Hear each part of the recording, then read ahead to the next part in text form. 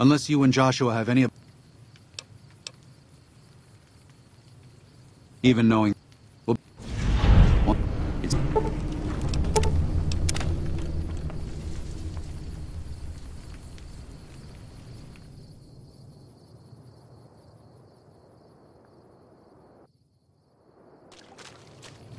Daniel must have made it to the tunnel by now.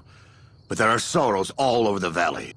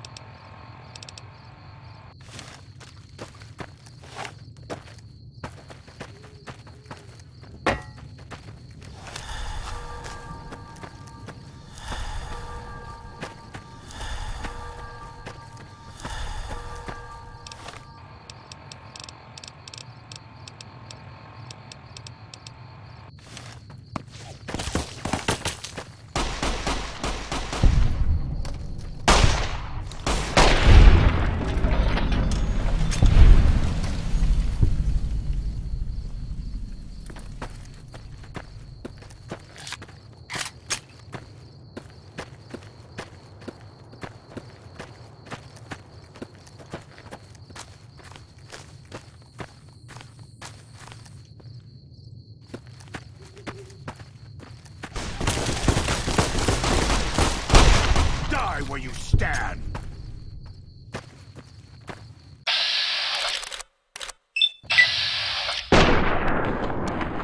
Die where you stand.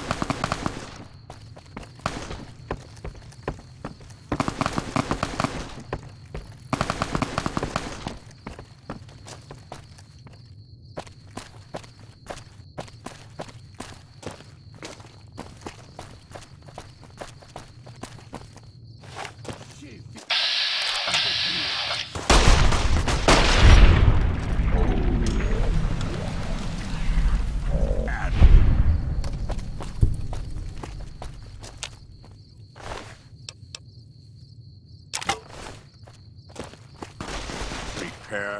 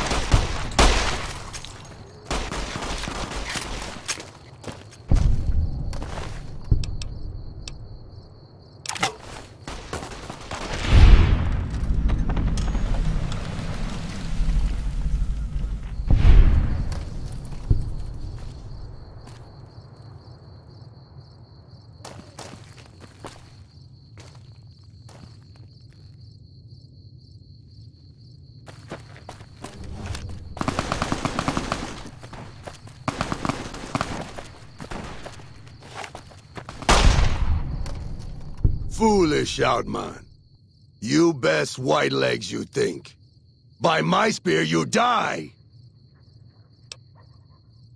You speak. I listen. Kill you. Maybe I not. Maybe.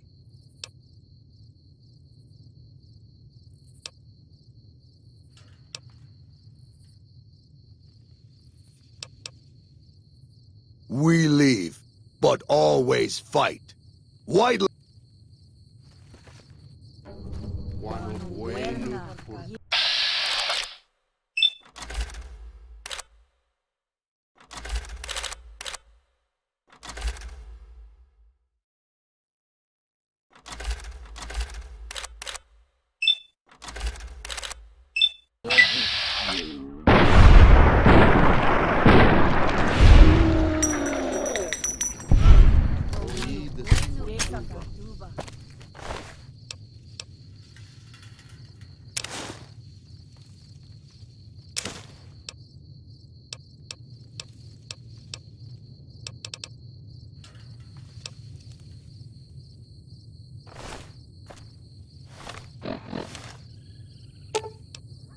No thanks.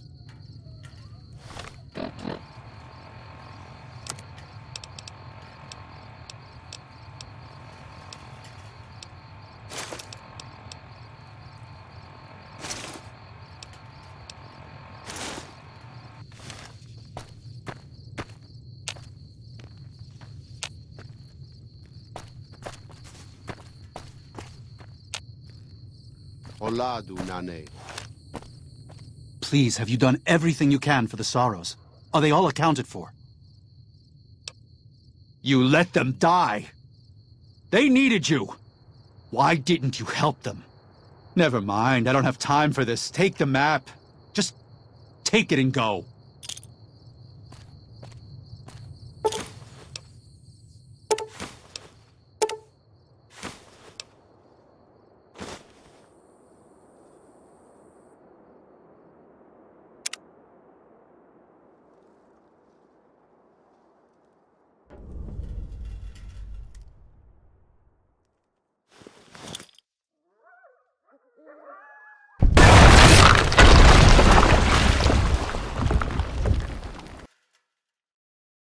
And so it was that the conflict between the New Canaanites and the Whitelegs was finally resolved.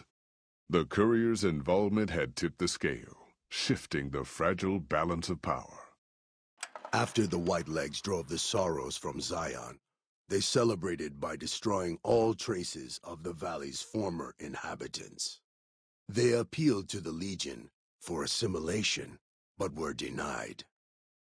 Their failure to eradicate the New Canaanites in Grand Staircase and farther up the Colorado had not gone unnoticed. The Whitelegs made a half-hearted effort to find the New Canaanites, but were driven off by dead horses trained in the ways of Joshua Graham. The Whitelegs lost all hope of joining the Legion and disintegrated into a number of petty raiding bands, leaving Zion Valley a polluted cistern. Daniel evacuated the Sorrows from Zion, but due to the courier's neglect, the Whitelegs butchered many along the way.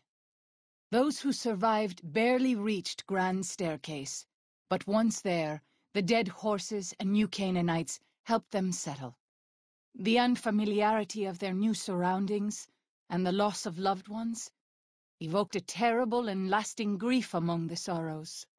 For 2 generations, many would die still lamenting the loss of Zion. Having helped Daniel and the Sorrows escape from Zion, the dead horses returned to their home at Dead Horse Point. The tribe continued to learn from the new Canaanites, and over many years built a flourishing community along the banks of the Colorado. Though the tribe's bond would endure, it was Joshua Graham's legend the dead horses would revere, not the tenets of New Canaan's faith. Already weakened by several seasons of bad trading, the Happy Trails Caravan Company was initially discouraged by the results of its expedition, the fate of New Canaan, and the evacuation of the Sorrows from Zion made the prospect of trading seem fruitless. When Daniel told his family about the exploits of Happy Trails employee the courier, however, New Canaan decided to repay the company's kindness. Twice per year, New Canaanites made the dangerous journey west to trade with a company in the city of New Reno. The Happy Trails Caravan Company could not survive on such trading alone, but the New Canaanites' generosity made tough times go easier. Follows Chalk took the courier's words to heart and decided the big cities of the Mojave Wasteland and NCR were best left unexplored. Though he sometimes dreamed of distant lands, he continued to support his family at Dead Horse Point, and eventually, his wanderlust faded. Waking Cloud was distraught when she learned of her husband's death, but took comfort from her tribe and the compassion of the new Canaanites. She forgave Daniel for having concealed her husband's fate from her, and learned to accept his fate. When her grief faded, she took a husband from the Dead Horse tribe. At her bidding, he stayed close to home. After leading the Sorrows from their home in Zion to safety in Grand Staircase, Daniel continued to wonder if he'd made the right choice. He spent his life evangelizing the beliefs of his people to a new generation of young men and women, as his ancestors had for centuries before him. He was happy with his family, but for the rest of his life there were nights when he awoke with sadness to find he had been dreaming of Zion. And with that, the courier walked out of the history of the tribes of Zion and back to the gathering storm of the Mojave Wasteland.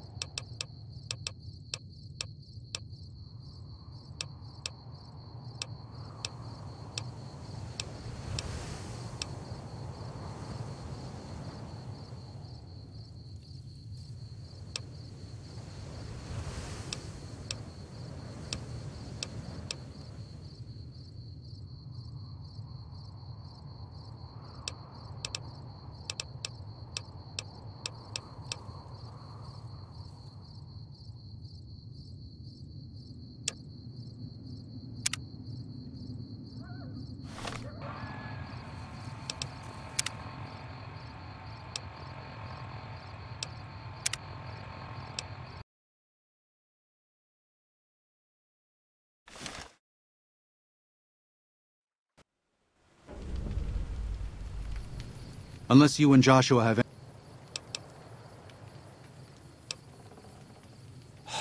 No. Why? Why? Haven't you seen enough of what's going on here to... What Joshua wants is more than an attack. He wants a slaughter. And he needs more than you and the dead horses to do it. The Sorrows can't be pushed into this. You and Joshua don't have the right to force them into it. Please, consider...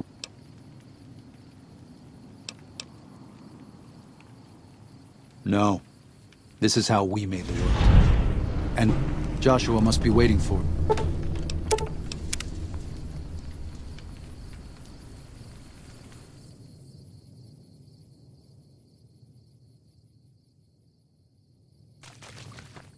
Thank you for this.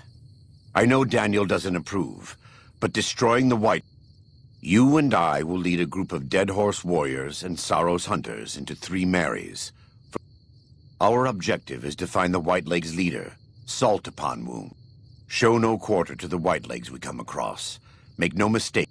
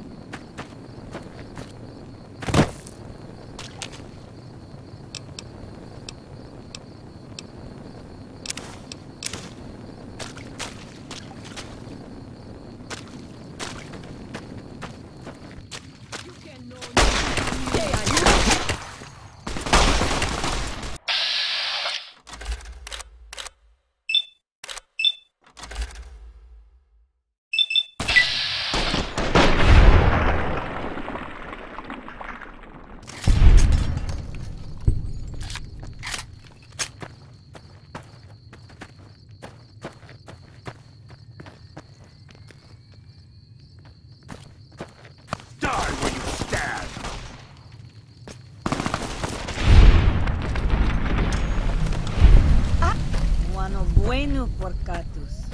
Prepare to meet your mate. Hueca muerna!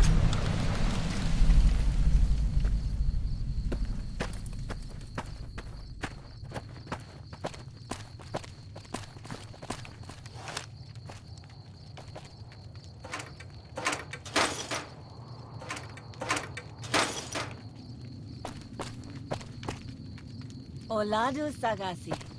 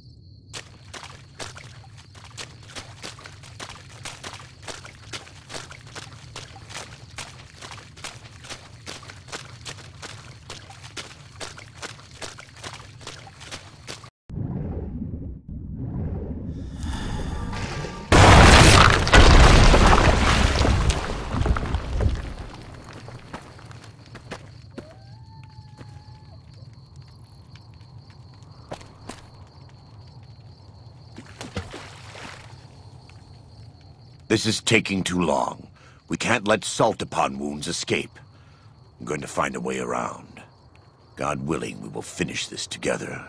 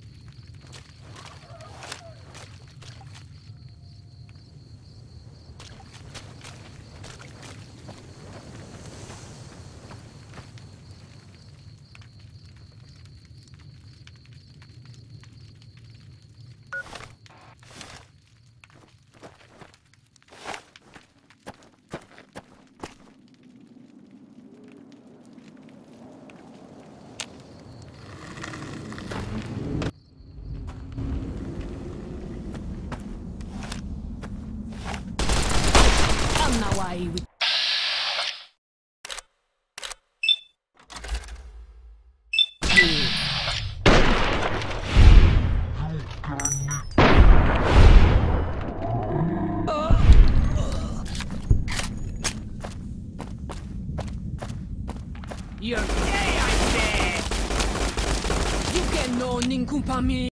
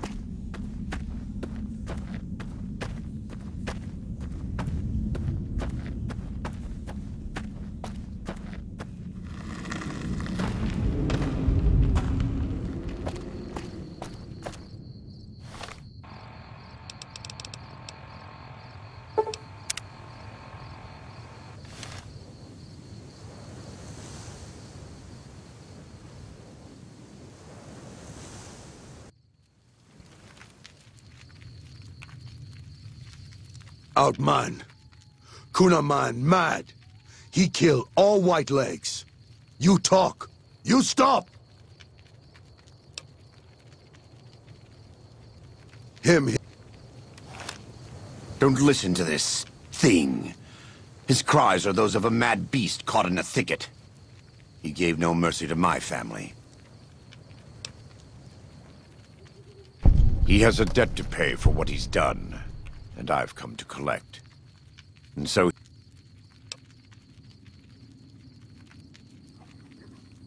I want to take from them what they took from me, from my family. In this life. I want them to suffer. I want to have my revenge. Against him. Against Caesar. I want to call it my own. To make my anger God's anger. To justify the things I've done. Sometimes I tell myself that these wildfires never stop burning. But I'm the one who starts. I can always see it in my mind. The warmth and the heat. Go. Get out of here. Go back. Back to the Great Salt Lake.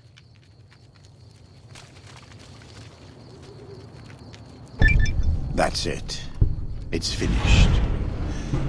Thank you for staying with me. Let's go find Daniel. Tomorrow we'll be here.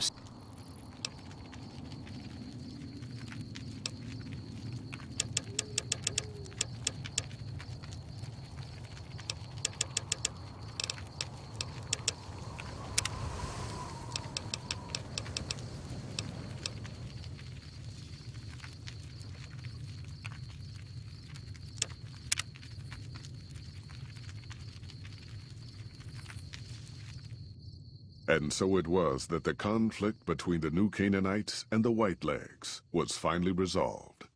The courier's involvement had tipped the scale, shifting the fragile balance of power. Demoralized by the Dead Horse and Sorrow's attack the courier and Joshua Graham led against them, the Whitelegs retreated to Great Salt Lake. Their days were numbered. Word soon reached the 80s tribe that the Whitelegs' spirit was broken. Their war chief a dim shadow of his former self. By year's end, the 80s would overrun the Whitelegs' camps, scattering the tribe to the winds and claiming the Great Salt Lake for its own. The Sorrows fought beside Joshua Graham and the Dead Horses, eradicating the threat the Whitelegs posed to Zion. Seeing the courier convince Joshua Graham to spare salt upon wounds, the Sorrows learned that retribution could be tempered by mercy. Though he despaired at the Sorrows' loss of innocence, Daniel took some small consolation in the courier's lesson, and prayed it would take root. Having helped eradicate the Whitelegs from Zion, the Dead Horses returned to Dead Horse Point in triumph. They remained neutral toward the Sorrows, but as years went on, there were periods of competitive friction, even violence between the tribes. The New Canaanites, Daniel especially, intervened regularly as mediators, but found it difficult to reconcile the tribe's conflicts. The defeat of the Whitelegs in Zion marked a turning point in the fortunes of the Happy Trails Caravan Company. Every 2 months, the caravan met with the New Canaanites in Zion Valley to trade. Happy Trails soon returned to prosperity. The vigilance of the Sorrows and Dead Horses in defending southwestern Utah, initially startling to Happy Trails caravans, soon proved a blessing. The tribes united against the 80s, driving them back from Highway 50, and thus opening yet another trading route for Happy Trails caravans. Follows Chalk took the courier's words to heart and decided the big cities of the Mojave Wasteland and NCR were best left unexplored. Though he sometimes dreamed of distant lands, he continued to support his family at Dead Horse Point, and eventually, his wanderlust faded. Waking Cloud was distraught when she learned of her husband's death, but took comfort from her tribe and the compassion of the New Canaanites. She forgave Daniel for having concealed her husband's fate from her, and learned to accept his fate. When her grief faded, she took a husband from the Dead Horse tribe. At her bidding, he stayed close to home. The threat of the Whitelegs ended. Joshua Graham helped the Sorrows and Dead Horses tend to their fallen comrades and secure Zion. The courier's words had stayed Joshua's wrath in his darkest hour, and in sparing salt upon wounds, he was changed. While he continued to advocate militant opposition to the enemies of New Canaan, he sometimes showed quarter to those who crossed his family. Eventually, this new spirit would diminish the myth of the burned man in distant lands, a small price for the peace it brought to Joshua Graham. For years after the defeat of the Whitelegs, Daniel did his best to minister to the Sorrows' spiritual needs. Try as he might, he could not hold back the tribe's increasing militancy and reverence of Joshua Graham. Demoralized, he returned to his family and Dead Horse Point. His failures haunted him for the rest of his days. And with that, the courier walked out of the history of the tribes of Zion and back to the gathering storm of the Mojave Wasteland.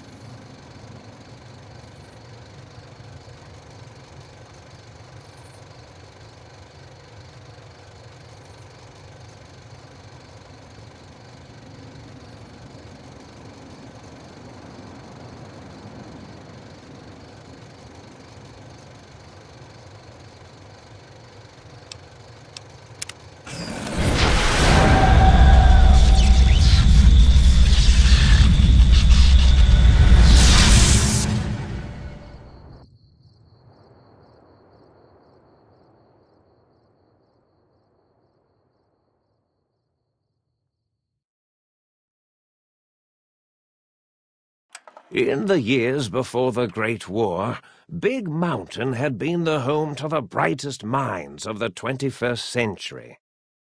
Scientists of vision were drawn to the facility to tackle the greatest technological challenges of the era. They sought to create a new world, fueled by technology for the benefit of all mankind. Sonic emitters, space-age alloys, DNA hybridization, force field particle research, autodoc advances in cranial, cardiac, and trauma surgery. The hopes and dreams of a century became realities in the electronic forges of Big Mountain. The nucleus of this research was the Dome, a huge stone facility that held the labs of every science known to man. It was a think tank where no problem could not be solved, where no question could not be answered. The Great War brought a new energy to Big Mountain and its scientists. Although sheltered from the front lines, the scientists waged their own war, fighting their battles at the atomic level. Equations and calculations marched endlessly across chalkboards and computer terminals toward one solution: winning the war. For years, the minds and computers of Big Mountain were a blaze of trajectories, weapon schematics, and nuclear theories. The problems began to outpace the solutions, first geometrically, then exponentially. As the war escalated, so did the questions. On the night of October 23rd, 2077, the scientists received an answer that put all their questions to rest. In the aftermath, Big Mountain's silent experiments went to sleep, their creators slowly dying in the new world that had been left behind. And the great stone in the middle of the Big Empty lay untouched, filled with countless technological wonders. Wonders that, in the end, had been answers to the wrong question.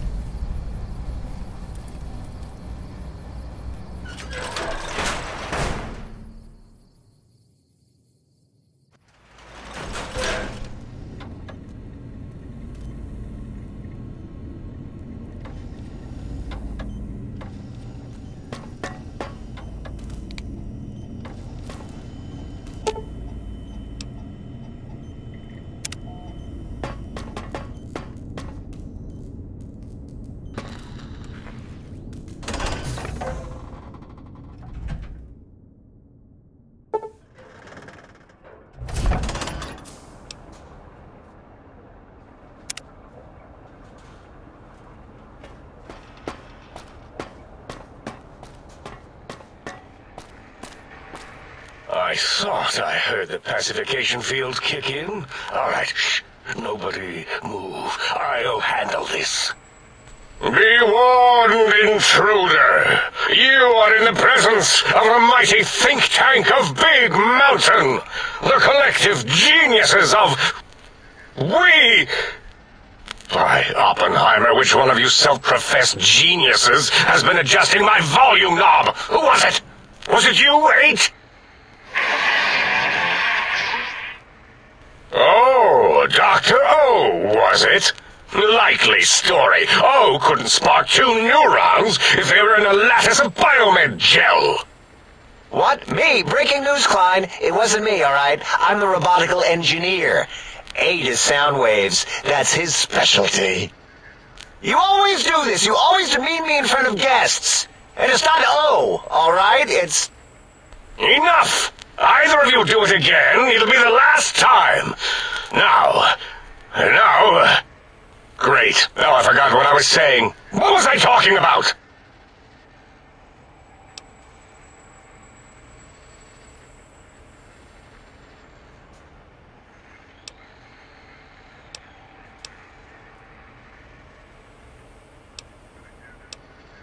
Did it just say something?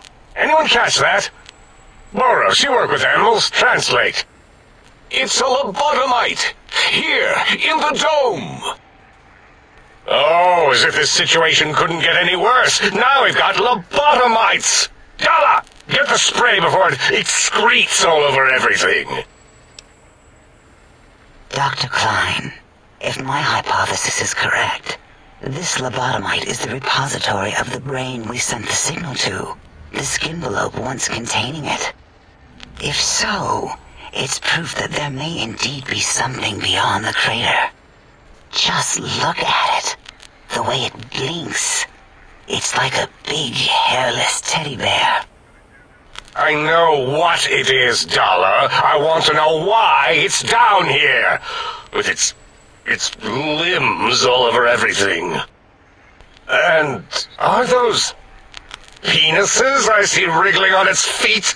Disgusting. I believe those are toes, Dr. Klein. Little teddy bear toes. Penises are much larger than those tiny extremities. Not that I would know. I don't recall the human penis ever being that large. It depends on one's own frame of reference, Dr. O. Look at its little nose with its 2 orifices for ingesting oxygen. Noses? By the great static. These lobotomites confound me with their sheer number of useless extremities.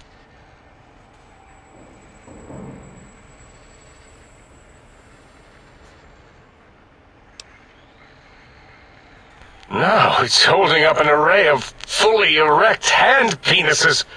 If it tries to insert them, activate vivisectors. Dr. Klein, wait. I don't believe those gestures were random. Random at all. It's been following our conversation. The lobotomite understands us. I agree with Boros's histrionic findings. This little lobotomite is unusually attentive for something whose brain has been extracted. Nonsense! Lobotomites can't comprehend us! 8, have you been in the mentats again? If we slow down our oroprocessoreceptors to understand this excretion, we'll all be rendered ignorant. All of you, power down, shut up, and let me prove once and for all how wrong you all are. Lobotomite, do you understand me? Can you speak?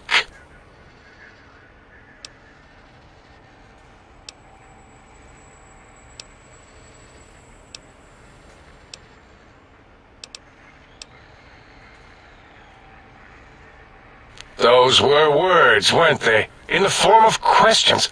It's asking me questions. Is this some kind of trick? Our efforts have turned against us. In playing God, we created a monster.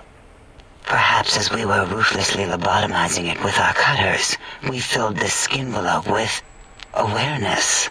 A teddy bear with new stuffing. Wait. If what you're theorizing is this lobotomite understands us, can reason with us, then this may be just the answer we've been looking for. At last, a chance to... Dr. Klein, a transmission from the Forbidden Zone, coming right at us. It can only be... If it isn't my old colleagues, the mighty think tank of Big Mountain. Big fools, all of you. It is I, Dr. Mobius, transmitting from my dome-shaped dome in the Forbidden Zone. A zone that is, yes, forbidden to you! Even now, my deadly robo-scorpions swarm across Big Mountain with their pincers and pointy laser tails. Soon, all science will be mine! Even the technology sealed in the Big Mountain research centers cannot save you. So cower in your think tank. Wait for the end. That's all. Goodbye. Mobius. Always the same broadcast. He's clearly mad, driven insane by his flawed and imprecise... What are we going to do? There's no way we can breach the Forbidden Zone. There's those robot scorpions everywhere. The Forbidden Zone, where no brain has ever entered, nor ever returned. Except Dr. Mobius, and the technologies that could save us. They are out. And Dr. Mobius mocks us. Did you see his cracked monitor? He's clearly let himself go. What? Ask the lobotomite for help? Hey, I think you need the fluid levels in your logic assist pumps checked. If this lobotomite responded, Dr. Klein, then it is clearly intelligent, perhaps even displays heretofore unknown levels of helpfulness. But what of its brain? We scooped that out. We don't even know where we left it. And for putting it back in, none of us have the knowledge. Yes, but it's still aware and responsive. Look at it. It's regarding us even now, with its big teddy bear eyes. If we ask it politely, and leave the part about the unnecessary, ruthless lobotomizing out, it might be favorably disposed to us.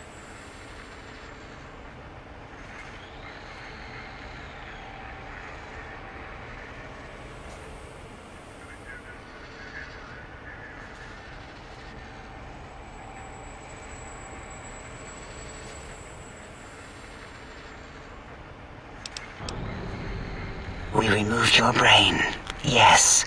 So soft, barely wrinkled, yet so flush with knowledge and experience. Brain extraction technology has been standard practice at Big Mountain for an immeasurable amount of time. Once the brain was out, then came the coils. The Tesla coils. The coils of Nikola Tesla.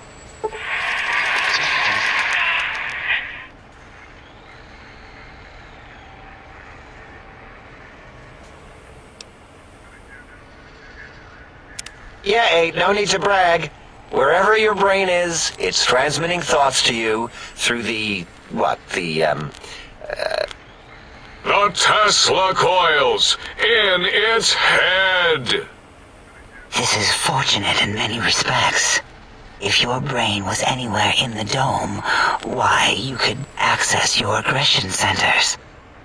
Circumventing the pacification field. This is a no-no. We have never been in a fight. We do not want that. Reminds me of my days in American High. Darla, was it necessary this time? I assume full responsibility. I take my duties in the prodding and excision of living, breathing tissue quite seriously. Although in truth, the Autodoc had done most of the work already. Quite industrious, almost cut into all my investigations. Once it had removed the brain and I misplaced it, other organs began to cry for direction, using your nerves as telegraph wires. Rather than let them send their signals, I removed them as well. Shh, little organs. First was the heart.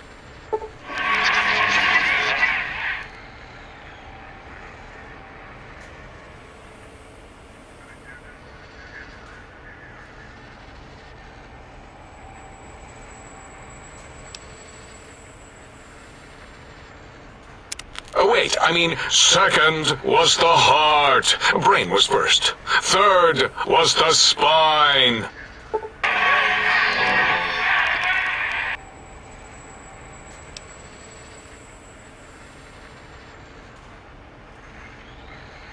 Spine. Totally overrated, that arrangement of vertebrae.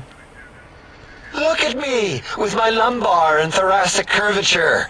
Never had a use for any of that. Spineless is what I prefer. That Autodoc junk heap was one of Mobius's creations, like the rest of the talking scrap metal in the attic. After that, the brain lost itself. Not in the metaphysical sense. Might have gotten flushed into one of the pipes. If so, it was flushed all the way to Mobius. Fwoosh! That is the... By the Fisher of Rolando, enough of this biological... Lobotomite. Listen to my voice. In most probable of probabilities, our enemy, Mobius, has your brain. This is not good. He will most likely come after our... We want you to stop him. Somehow. With science. Yes. It is our only chance. A desperate plan that can... Maybe. Just maybe. If we reclaim these buried technologies, we can put an end to Mobius and the horrors spawning. The plan is very complicated. We are still calculating how it would work if it succeeded. That is our part of the plan.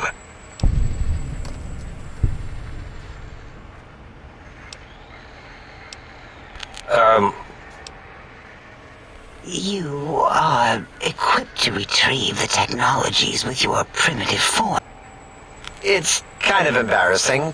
You have hands, and a heartbeat, sort of, and eyes, mostly the hands. There's door... Enough! Excellent. This is turning out much better than the activate the retreat protocols and cower in my room idea I had earlier. Agreed. Oh, and I've used my robotical knowledge to, transmit. Settle down, 8. I would have gotten it in a second, all right? 8 transmitted the last known coordinates of the research centers. They, well, move sometimes. Or get buried. Or blow up. 8 is correct. All we need are the schematics. This does not mean we do not want the cold hard technology. So do not give in to your... And even if you die in the act of reclamation, simply reaching them will auto-transmitify the schematics to us. That is still good. For us.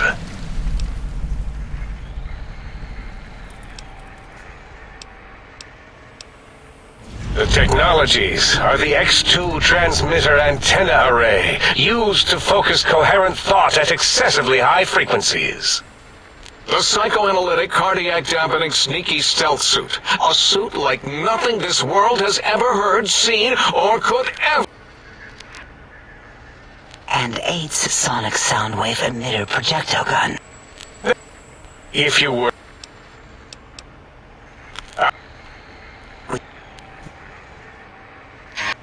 Right?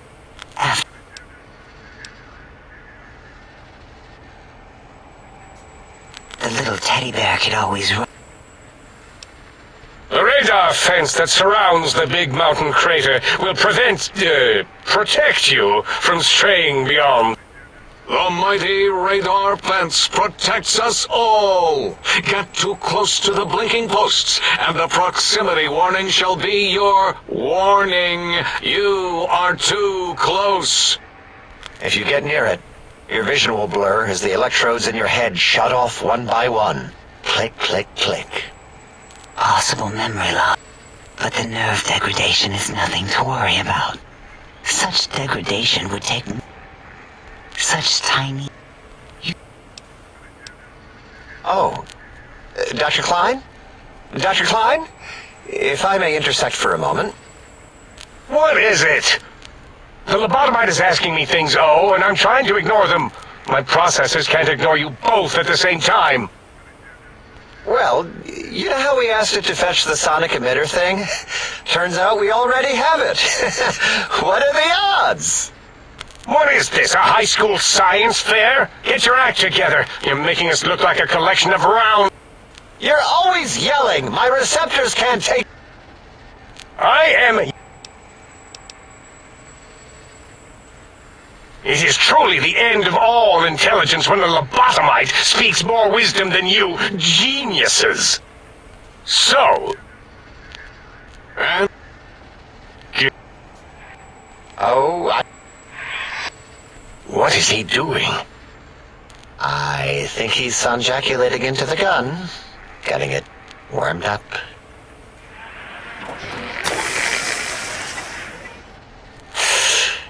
Ding.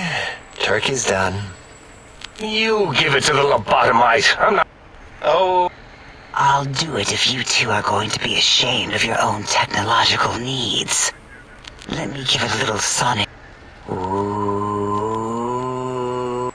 Here, my little teddy bear. I have thoroughly removed all Robco term link codes.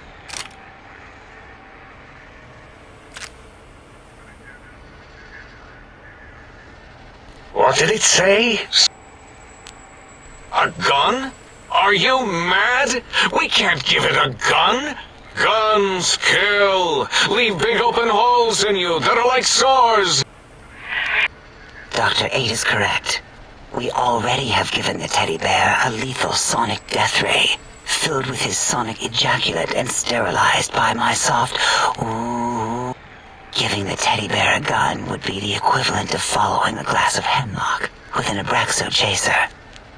If you're going to bring the Socratic method into it, fine. Give the Loboto bear a combustion gun. Are you mad? We can't give it a... Wait, I said that already. Yes, I have the Cyberdog gun, with the little floppy metal ears and the curious nose sensor. Fine.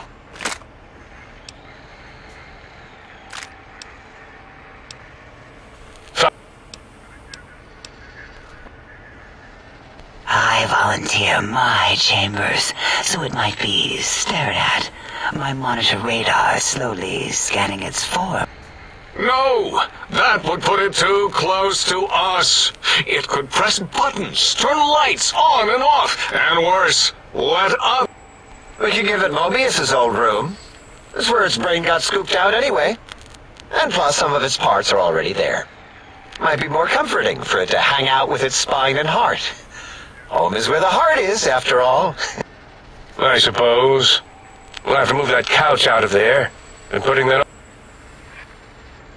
8 says, let the lobotomite take the Sync Central Intelligence personality chip and reinstall it. That stuffy Mobius program Butler can walk the lobotomite, feed it, barter with it for us. It would... Your logic combined with my desire to keep the think tank... Lobotomite, take this chip to the sink, plug it in, and make sure the chip is clean, or it could skip. Then make whatever crude biologic demands you need of the sink. It will...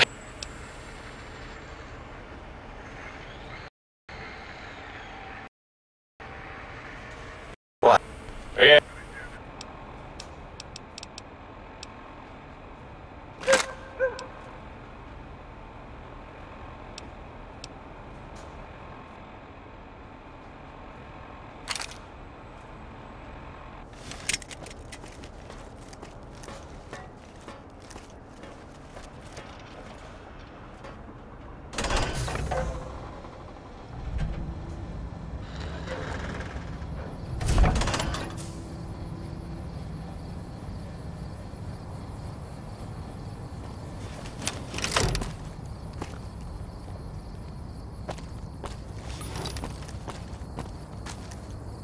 Intruder, you will not escape the eyes of my Robo-Scorpions or their pincers.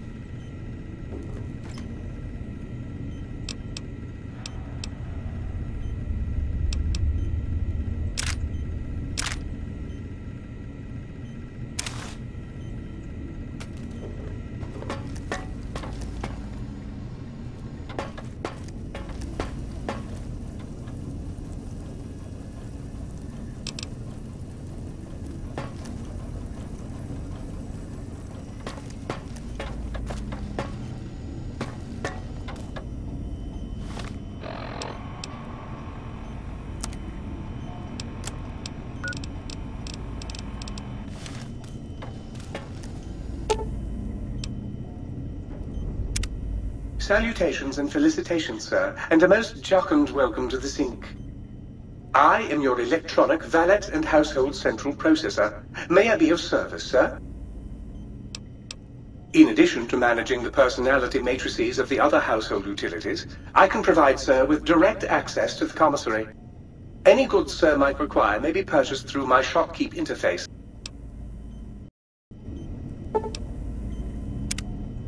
Might I be of service?